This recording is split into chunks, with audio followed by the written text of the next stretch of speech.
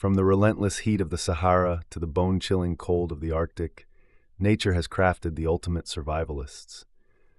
But how do animals thrive in such extreme environments?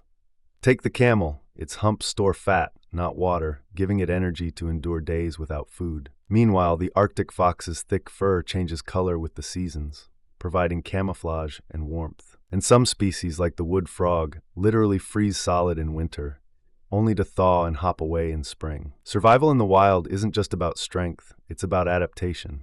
Nature's ingenuity never fails to amaze.